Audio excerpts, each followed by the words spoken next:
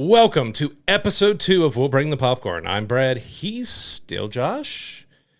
And we want to start off this episode by thanking everybody for tuning in to episode 1. Anybody who watched on YouTube, who shared, who listened on the audio podcast, we appreciate all of you, and we thank you for tuning into our little show. Absolutely. All the feedback I got was awesome. A lot of positive things. We thank everybody for that.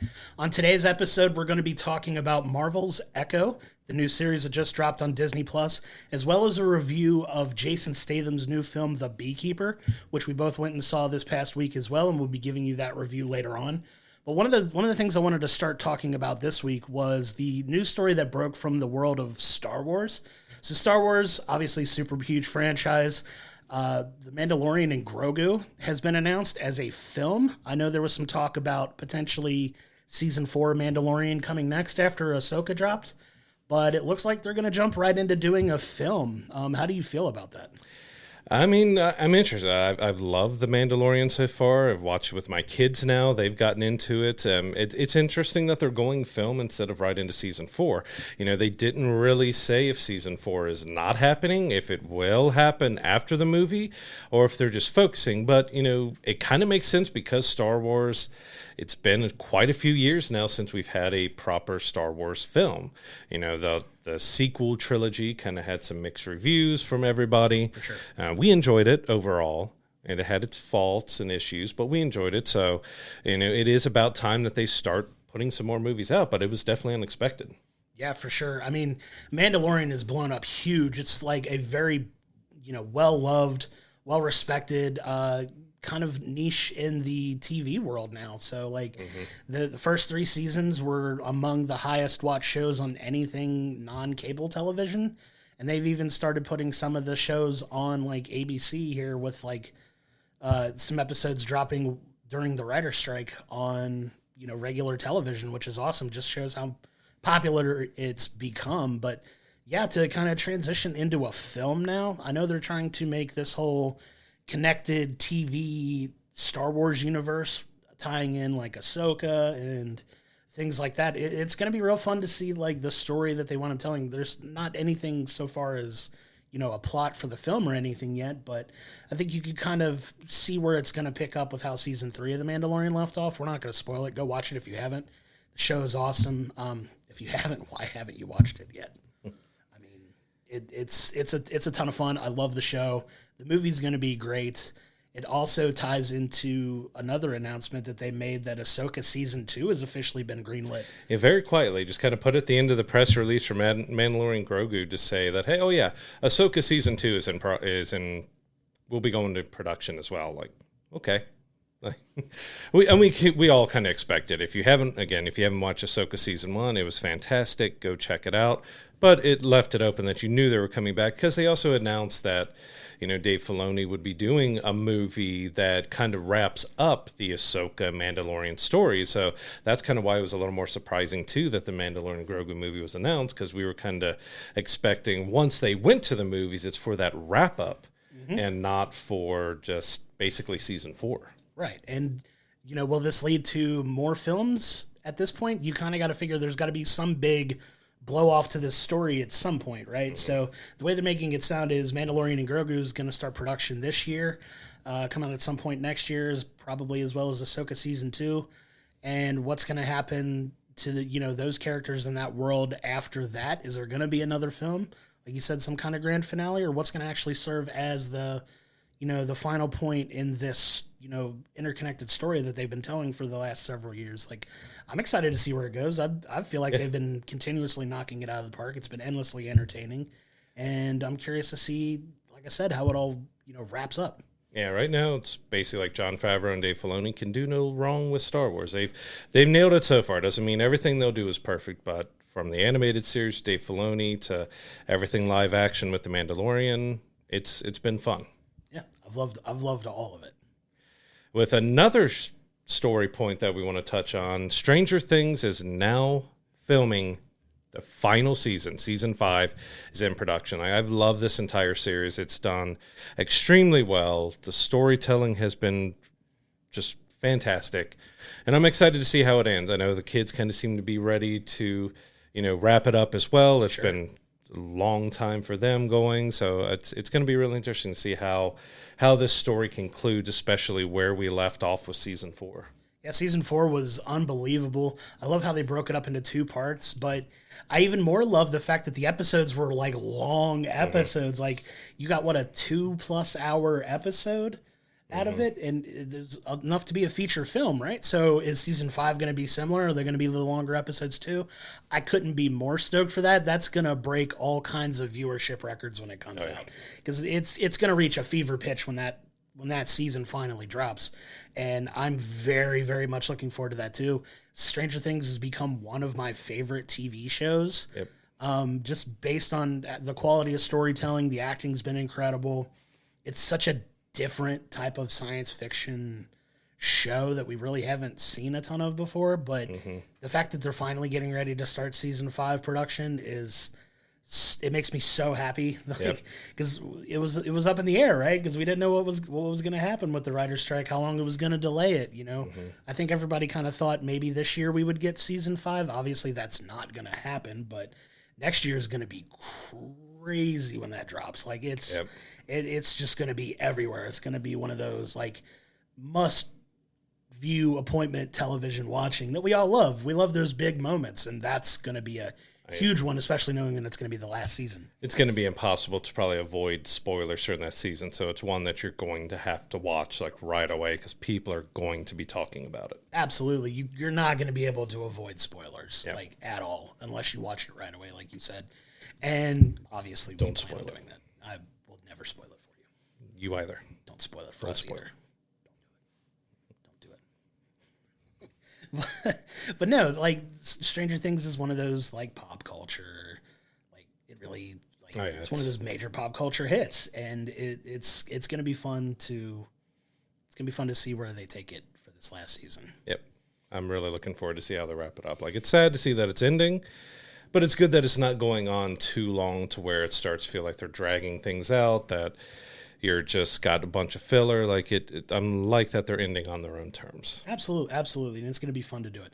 Another film that's coming out, speaking of pop culture hits, I mean, you want to talk about one of the surprise top movies from last year and the year prior, it was Top Gun Maverick, right? So Top Gun Maverick was huge. It was everywhere. It made a ton of money.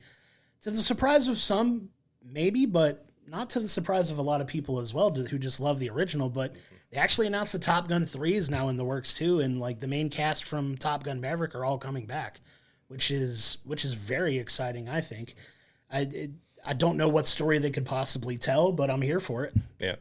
I mean, Top Gun Maverick, like, it was such a splendor to watch in theaters, from just the feeling that's one of those movies where I hadn't felt like that in a long time when I watch a movie. The exhilaration, because they filmed everything that they possibly could in actual fighter planes.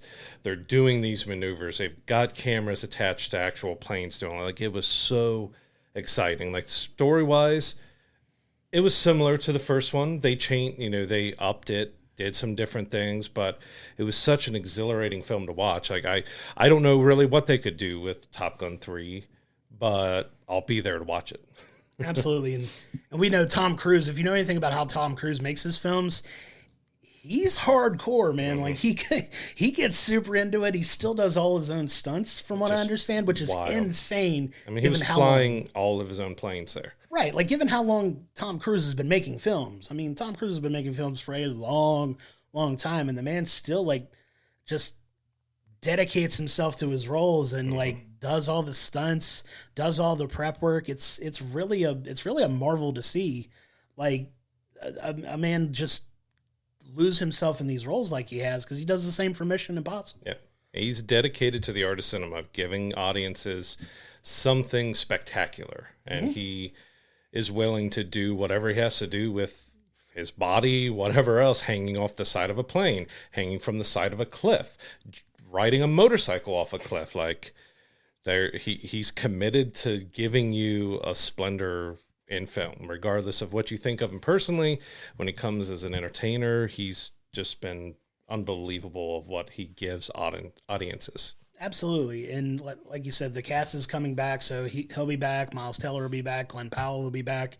So a lot of that chemistry is already established. So I'm definitely, curious to see what the plot of the film is going to be. But that's another one of those, when it's coming out, go to the theater, check it out, get a big old bucket of popcorn, and just You enjoy have that to film. see that in theaters. Absolutely. That's definitely one. We're always going to advocate going to the theater anyway, but that is absolutely one of those big blockbuster, go park your butt in a theater and enjoy that film, because it's going to be pretty epic, I think.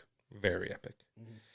Now, talking about something TV-wise, we got some big news that just dropped, I think, yesterday, that Eldon Henson and Deborah Ann Wool, who played Foggy and Karen in the Netflix Daredevil series and kind of the overall Netflix series there, they are returning for Daredevil Born Again. Now, if you didn't know a lot about the story from Daredevil Born Again, that Marvel is kind of bringing Daredevil and everybody back in their own series here, continue it from the Netflix series, but kind of doing their own thing. Foggy and Karen weren't really involved in that version before the strike. Now, after the strike, they decided that they're going to completely reboot what they were doing. They filmed 3 episodes, I think, and they decided that they just didn't like what they were seeing. And now we've got Foggy and Karen back, and I'm ecstatic about that. We both absolutely love the Daredevil series. We love pretty much everything Netflix did with the Marvel properties there, and these were 2 main characters that really you need to have with Matt and with Daredevil. You need to have those characters around. So I'm glad they changed what they were doing to bringing them back. You see the big smile on my face. I love Daredevil. So I couldn't be more excited that Foggy and Karen, who were 2 of the 3 most critical characters in that show, arguably, are coming back. I was a little disappointed when they initially announced that they weren't going to be a part of it when they started doing it. I was like, oh man, that sucks. Foggy is like Daredevil's best friend. Like, they're literally law firm partners. Like, Nelson and Murdoch, attorneys at law, was a thing, right? We randomly finding ourselves saying Foggy. Yeah, the ringtone. Ringtone to each other from Daredevil. It was so good, right? But and now that they're rebooting it and restarting it again from scratch, I mean, take that information what you will. They weren't confident in the story they were telling originally. They weren't, too thrilled with everything there. To their credit, they're saying, you know what? Like, we're at a point now where we're going to be rebooting things anyway, restarting, working on these projects anyway. Let's just scrap it and start over and kind of get a little more stability in our TV properties, right? So getting these 2 on board is huge, and I couldn't be more happy about it. And you've got someone from the Punisher series is helping be the showrunner now. So, I mean, the Punisher series was great as well. So it's good to see that, we all kind of know that while we've enjoyed it the last couple phases and things of Marvel, it's been a little rockier than the Infinity Saga was. And so they have announced that they're trying to cut back. They're trying to make sure they're focusing on the quality over the quantity. Sure. And so I'm really excited to see what Daredevil Born Again brings us. Yeah, and to your point, we're literally only getting 1 Marvel film this year. That's it, and it's Deadpool. Like, that, there's nothing else film-wise coming out from Marvel this year. So they're kind of pumping the brakes, which I think is probably a good idea to kind of ease off the gas a little bit, just to kind of catch your breath and kind of, focus on telling better, more coherent stories that are connected well. Because to your point, Phase 5's been kind of a jumbled mess. Like, trying to establish new characters, I get that, but it doesn't all feel as, in my opinion, hasn't felt as important to stay watching everything to make sure it's connected and picking up on things. It's been a little bit of a jumbled mess, but it does feel like they're trying to, right the ship, as it were, to, start telling a more coherent story that's all building to something. We know it's building to something. If you pay attention, to press releases and things like that, where they've talked about, okay, here's where we envision the rest of Phase 5 going into Phase 6 and what that's going to entail. And it seems like they're, trying to line it all up again a little better to make it feel connected and, tell these better stories. And I'm looking forward to that. But to your point, yeah, they're definitely slowing down for this year, at least, just to kind of collectively catch your breath, because they have things in the can that they can release. Yeah, and they're also scrambling a little bit right now because of Jonathan Majors. He was found guilty. They've already dropped him, and so now they're trying to figure out, do we continue on with Kang? Do we recast Kang? Kind of what they're doing there. So there's a lot of movement going on with Marvel and the Marvel Cinematic Universe. Yep, I'm looking forward to it though. Yeah. We love our comics here. All right, we love Marvel. I said DC. I think they only have one property coming out next or this year as they are going through their reboot. Now it's kind of tongue in cheek. So let me kind of correct myself. There's more than one Marvel property dropping this year because you do have Madam Web and Kraven the Hunter. Those are actually Sony films and not Disney films. So it's a little facetious of me to say that there's no Marvel movies coming out because technically these are still Marvel characters and Marvel properties, but part of that Disney owned universe. I think that's more of what I meant, but not to say that there aren't any like superhero films or Marvel superhero films, but not the Disney, interconnected MCU stories. So there are, other things coming out, but just the one Disney property. Yeah, especially because Venom 3, which is also Sony-led with Marvel partnership, so it's not, they're MCU adjacent. Right, yeah. They're not officially, but they're a multiverse property now. I'm guessing. I think that's how they're looking at them now, that they're a multiverse. They happen in one of the other universes, so they're connected, but they're disconnected. Sure. I mean, if you want to talk about interconnected universes, how about all the monster films that have come out, over the last, I want to say going back 10 years now? A lot of these like monster movies that are connected between Godzilla, King Kong, things like that. So the next one, the Godzilla Kong New Empire, that movie date just got moved up to March 29th, I think. Yep. Yeah, so that's another one that I'm very excited to see, coming out this year as well. When was it supposed to come out before? I think it's only about a 1 to 2 week bump, but I mean, it can. That's still significant to move up a couple weeks. Either they're feeling more confident about it and they want it to go in a certain time window, or they're not feeling as confident about it. You kind of don't know when those bumps happen, exactly what their reasoning is to make that move. But, of course, Godzilla -1 was one of our top films of last year. Absolutely. And, of course, this is completely disconnected from that. That was a Japanese Godzilla movie, and this is the more American blockbuster Godzilla. I think Godzilla's now pink with its glow in it. So there's a lot of difference. So it's not connected to -1, but it is in the Godzilla monster universe. I'm curious to see how it is, even if it's just a big over-the-top movie that we can enjoy just turning our brains off and watching, which is more kind of what I'm expecting from it. But, Godzilla -1 pleasantly surprised me. Maybe this will too. You never know, right? The trailers will only tell you so much of the story. Sometimes they tell you everything, but there's so much of the plot in this film that I'm still not entirely sure, like, what all is going to happen. But you throw Godzilla and King Kong, I'll watch it in a film together, either fighting side by side or, fighting against each other. I'll do it every day. As long as it's not a love story. That'd be weird. That would be fun. that would actually be a really fun take. Just a whole lot of monster love, a lot of kaiju love. Yeah. Well, kind of a cult classic that has been around for a while, but we haven't had a new entry in a while. It's a 28 Days Later series. So you got 28 Days Later, 28 Weeks Later. Now we finally have 28 Years Later going into production. So Danny Boyle is going to be returning to direct, and they said it could even span a brand new trilogy after this trilogy is completed. So I've enjoyed those. Those, when they came out, were fresh, new, interesting, absolutely, really kind of terrifying in ways. What you see with, you had a Cillian Murphy in them. So I'm really excited to see how they continue this horror franchise after so long. Yeah, it's been a while since they put anything out for that franchise, but know that they're coming out with essentially 28 years later, which kind of feels like how long it's been since they put them out. But I mean, to your point, yeah, those were the terrifying zombies, right? Those were the zombies that weren't necessarily the classic, walk real slow and you can get away kind of zombies. It's more like how you would probably imagine actual zombies being, right? So I mean, it's gonna be fun. Like I want to see what they do with it. I don't know how I feel about it becoming a trilogy at this point, because it kind of feels like this is the third film in an already established trilogy, but it's going to branch off and establish something else.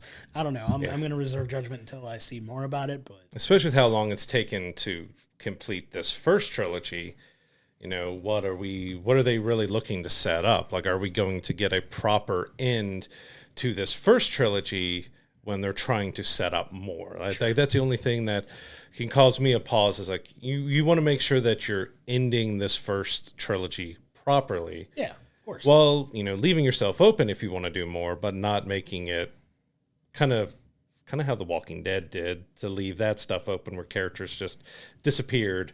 And like, we're bringing them back now 6 years later to do a new series. Like, you want there to be a good flow to how they set up the new thing without it affecting the old.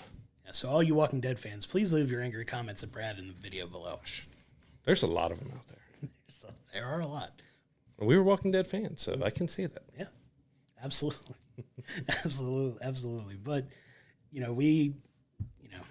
we're both looking forward to, I think, seeing that whenever it does drop as well. I imagine sometime in 2025. So I don't think they set a timeline for when that's going to come out, but with still, I think with everything with the writer strike, is still has the studios trying to figure out exactly how they can layer and put out all these different TV shows and movies they need to catch up to, along with all the new ones that they're putting into production. Sure. Yeah. So I think now is as good a time as any to jump into our TV review of the week. It is Marvel's Echo. It just dropped on Disney Plus Thursday. All 5 episodes dropped at once, so you can check it out now if you haven't. So in our reviews, we're going to give kind of an overview of the show without diving into any of the spoilery bits. So these are safe to watch. We won't talk about, too much of the plot and specific Easter eggs and things like that. So I think we could just talk about how we enjoyed the show. How did you feel about it?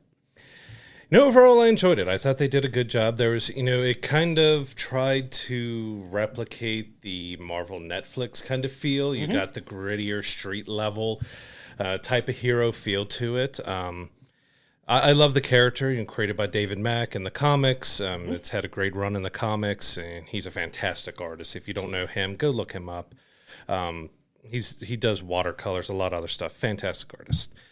But with Echo, like we were introduced to her in the Hawkeye series. Yep.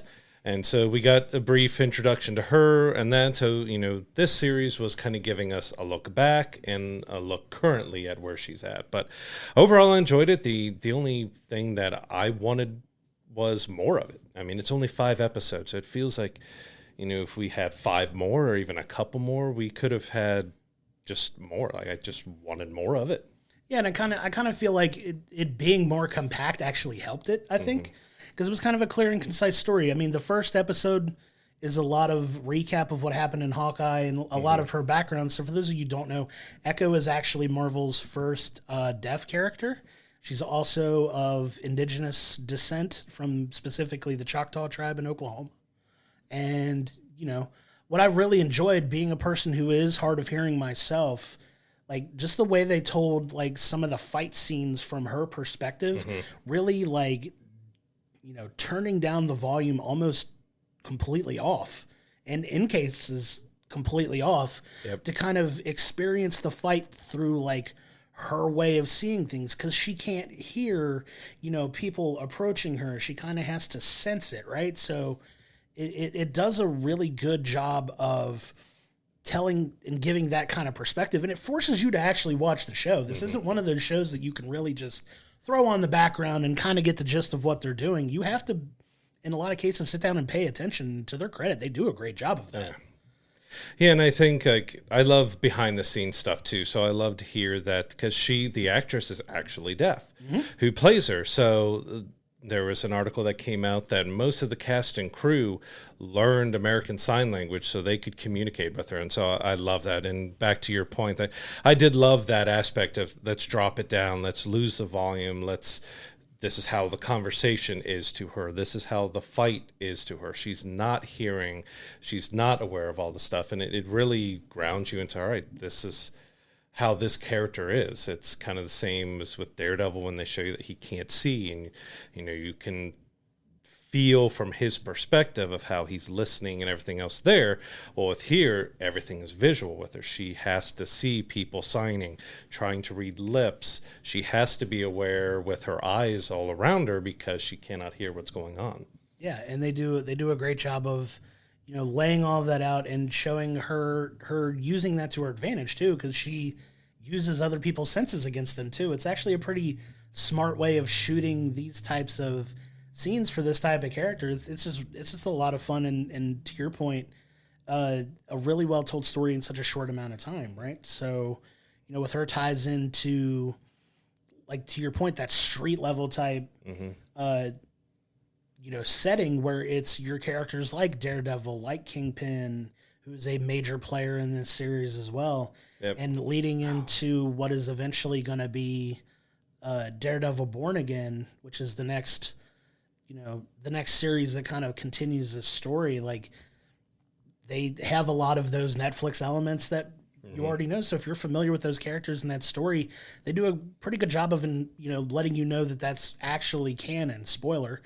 That's probably the one spoiler I'll give, is that it makes a lot of that actually canon. And it has, in my opinion, just from one of the things that I really loved about the Netflix show is one fight scene in particular, and we get it in the first episode, is the one continuous shot fight scene that takes place over like 5 minutes. That's from that Daredevil type of shooting, and it's so cool. I love that. I think it was brilliant at the time that they did it in Daredevil, and I'm glad they brought it back for this.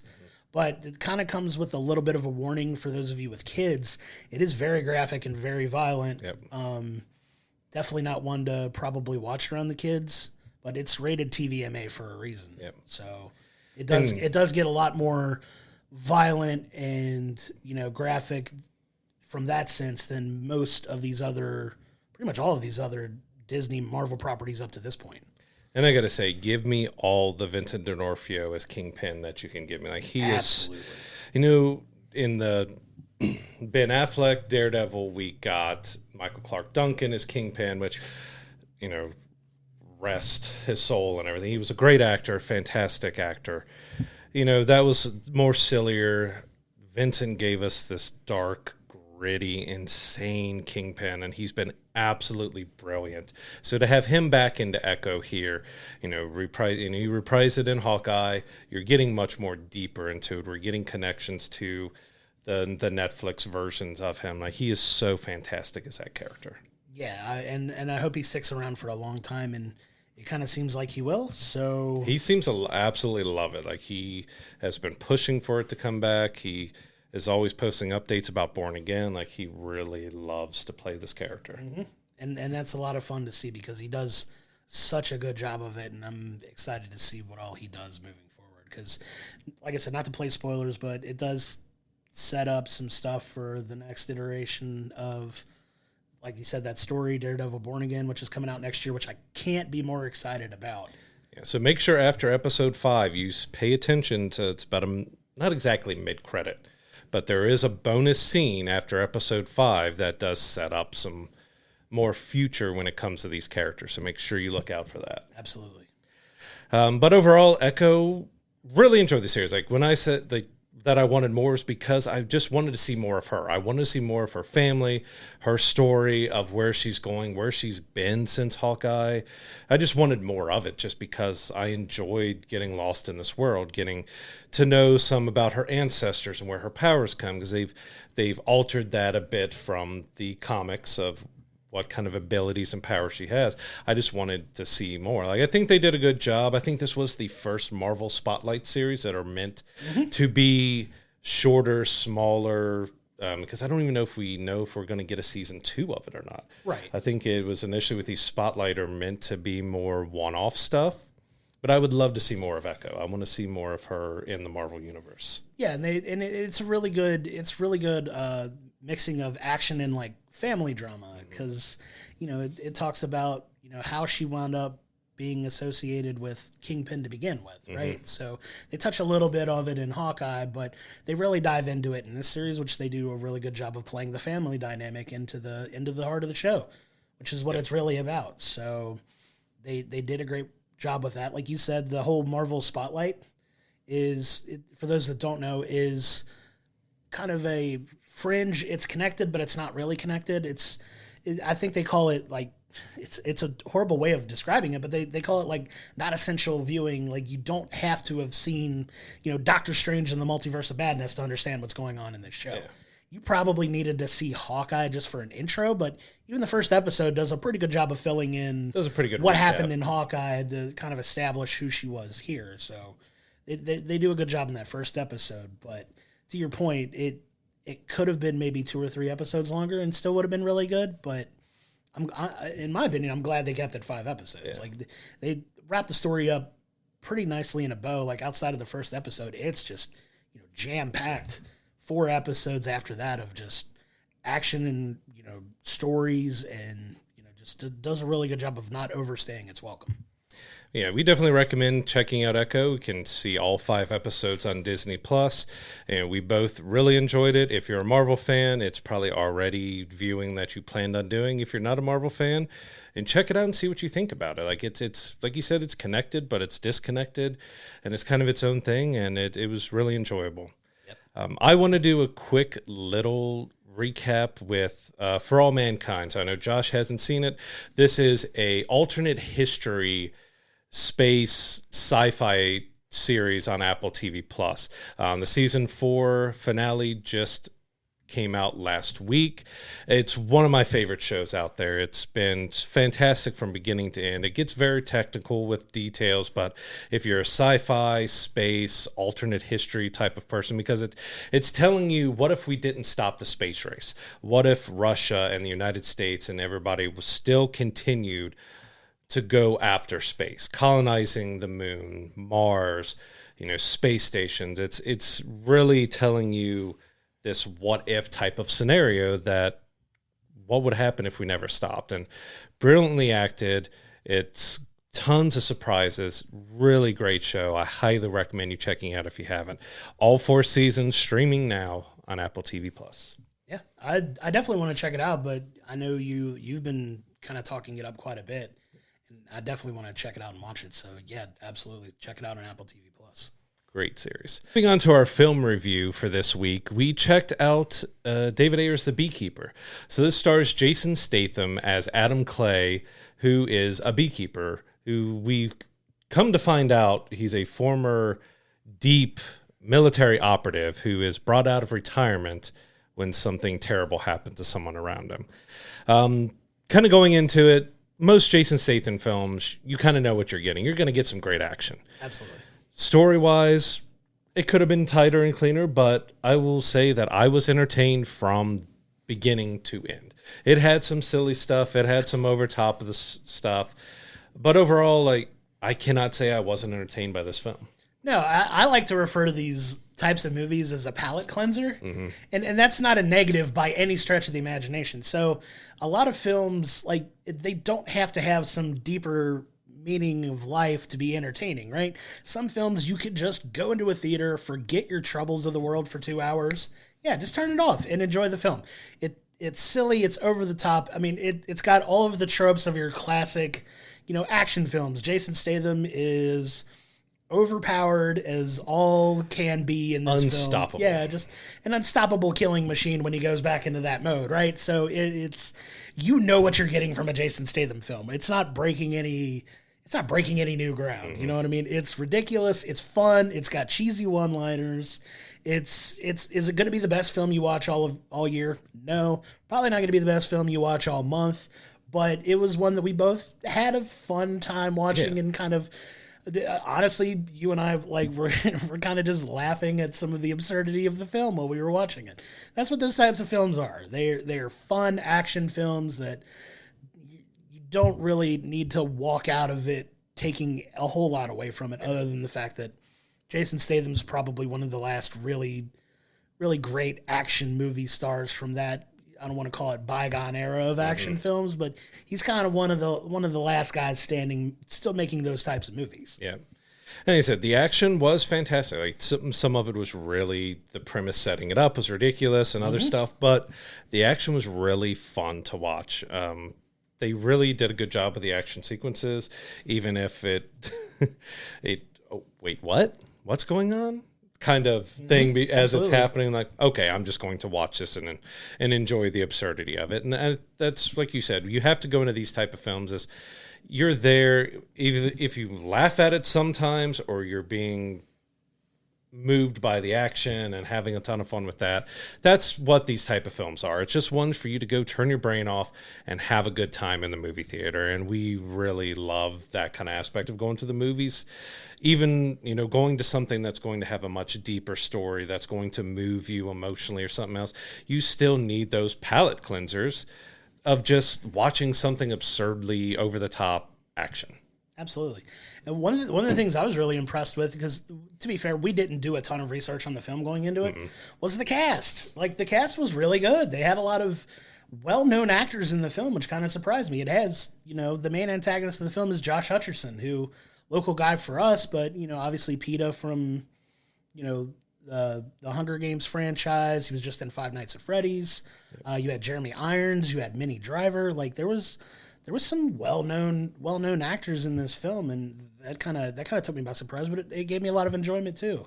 Yeah, because even like Josh Hutcherson, like I think I saw one trailer for The Beekeeper before we went into it. I don't remember seeing him in the trailer at all, so It was surprising to see him show up as a villain, because I think this was one of his first type of bad guy roles that he's done, and he plays just an unbelievably good spoiled rich kid. Yeah. That comes from very obvious money. Like I said, not trying to give away a ton of the plot, but he's a rich business owner, he's coming from money, like a lot of money. And he plays that spoiled, entitled rich kid, can run a business, thinks he's, thinks he's all that, but Jason Statham's coming. So take for that what you will. I don't want that man coming after me. Absolutely not. No. Especially with what he does in this film. Like I said, we'll always advocate seeing these types of films in the theaters. If you want a good action film in the theater, this is definitely a good candidate for it. Yep. We recommend checking out The Beekeeper in theaters now. Absolutely. So with that said, what do we have coming up for this week as far as films coming out, TV shows coming out? Looking ahead to the weekend in releases, there's a film called ISS that is coming up that's getting released about the International Space Station. That is actually a film that we are going to go see and review for our episode next week. I know we've both talked about how much we're looking forward to checking that one out. It looks to be a lot of fun. A film called Bring 'Em to Me is coming out on digital. That is dropping this week, as well as Cult Killer, which... So kind of a slower, smaller week with films when you're talking about big studio tentpole films or anything else this week, and I think next week as well. Kind of slower, smaller films. But I am interested in checking out ISS because anything space related for me, I love. So to see this kind of horror thriller set in space is going to be interesting to see. But on the digital side, coming to view at home, we have some pretty big titles coming out this week. So probably one of the biggest ones is The Marvels, finally getting the digital release, getting that on sale to purchase. It didn't do as well as it probably should have. We both enjoyed The Marvels. It was fun. It was more lighthearted. A lot of people didn't like it. We thought it was a solid film overall. Like I said, these phases of Marvels had its issues, but we thought The Marvels was fun. If you haven't seen it yet, it's worth, I think, at least checking out once so you can build your own. We're always wanting to make sure everyone gets their own opinion about it. Like, you can listen to what we say, go off of some of it, but in the end, check it out for yourself to see if you actually like it. Always form your own opinions. Go see it. Don't let anybody tell you, like, oh, this movie's trash, avoid it. Form your own opinion. Go see it anyway. If you want to see it, please make the time to do so. Yep. Dropping along with The Marvels this week is The Boys in the Boat and Next Goal Wins. Both movies I want to see. One a more serious historical film, and the other being a lighthearted comedy. Sure. Looking forward to checking out both of those. We didn't get a chance to see them in theaters. So all three of those will be out for sale digitally on January 16th. Absolutely. And that's kind of what we have going on this week that we can look forward to. Yeah, so one of the things we wanted to do before we wrap up is, if you notice this giant sign behind us that is the centerpiece of our videos here, we'd like to give a shout out to Cornbread Customs. They put this sign together for us before we dropped the first episode, and we couldn't be more proud of how it turned out. It looks amazing. It looks as nice on camera as it does in person. They did a phenomenal job of putting this piece, and we really wanted to give them a shout out. If you go to our YouTube video, if you're watching this video, click the link in the description to check them out. They do a lot of great work. If you want signs made, we definitely could not recommend checking them out enough. They're very reasonably priced, and we're just thoroughly impressed with the work that they did. I mean, this is fantastic job with it. It's all hand stained wood, so they stained it, custom color stains on the wood. They did a fantastic job. Great value for what they offer. We're so happy with the sign that they made for us. Major shout out to those guys. Yeah. So as we mentioned, coming up next week, on next week's episode, we will be reviewing ISS. We will also be diving into the latest season of Marvel's What If. And so I'm excited to talk about both of those with you on episode 3. Yeah, and we can't thank you enough for tuning in. Like we said at the beginning of the video, we're very pleased with the feedback we've got from episode 1. We thank you for tuning into this one. Don't forget to check us out on all forms of social media. We're on every social media platform you can think of. We're on YouTube. Check us out at we'llbringthepopcorn.com. It's kind of a centralized location for all of the things you need to know related to this podcast. Eventually, we'll be having merch up. Hopefully soon. Let us know what kind of merch you want to see. Absolutely. Leave any ideas. If there's any news stories you thought caught your eye this week as well, comment on them down below. We'd love to see, what you're paying attention to, what you're watching, what you're looking out for. Just don't forget to leave those comments on the videos, and we're pretty good about engaging in conversation about that. Anyway, we'll talk shop with anybody. So if you get a chance, leave a comment, leave a like. We appreciate all of your support and feedback, and we'll be back next week for another episode of We'll Bring the Popcorn. I'm Josh, he's Brad, and we'll see you next week.